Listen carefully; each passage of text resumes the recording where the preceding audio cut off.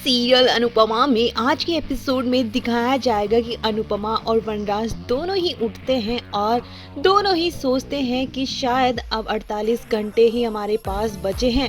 और इसके बाद दोनों के ही चेहरों पर एक मायूसी छा जाती है।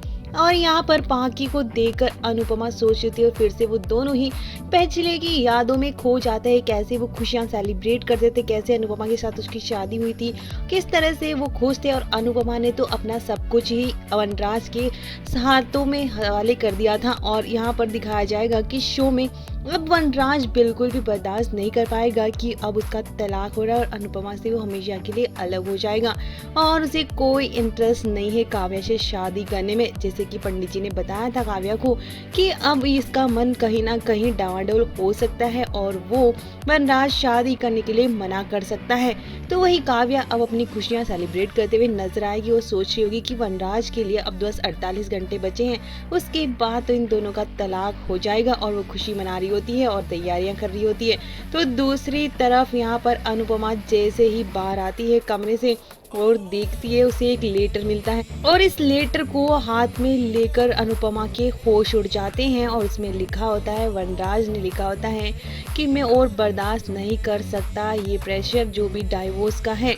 और यहाँ पर काफ़ी कुछ वो लिखता है जो कि काफ़ी इमोशनल होता है। लेकिन अनुपमा जैसे इसको देखती है और सभी घर वाले भी वहाँ पर आ जाते हैं। पाकी पूछती है पापा कहीं नज़र नहीं आ रहे हैं और पाकी के जवाब देने के लिए अनुपमा के पास कुछ नहीं होता। और अनुपमा खत समर के सामने रख देती है और समर ये देखकर शॉक्ड हो जाता है। उसके बाद में अनुपमा कहती है बा और बाबूजी को कुछ नहीं बताना। और वनराज घर छोड़कर चला चुका है। ये सुनकर अनुपमा और सभी घर वाले शॉक्ड हो जाते हैं। और अनुपमा कहती है जब पहले भी मैंने ही सब कुछ रिश्ते को संभाला था और अब जब दूर हो रहे तब भी मैं ही संभाल रही हूँ, हमेशा मैं ही क्यों करूँ। और दूसरी तरफ वनराज घर से गायब हो चुका है और एक नई मुसीबत को अब बुलावा दे दिया है।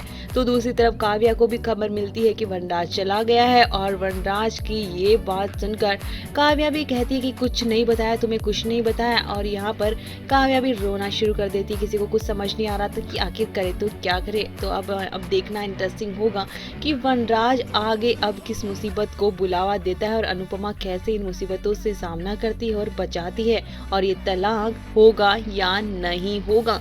तो अब यहाँ पर बा और बाबूजी अब अनुपमा को प्रेशराइज करते हुए नजर आएंगे। यानी अब अनुपमा को भी लगेगा कि शायद साथ रहना चाहिए।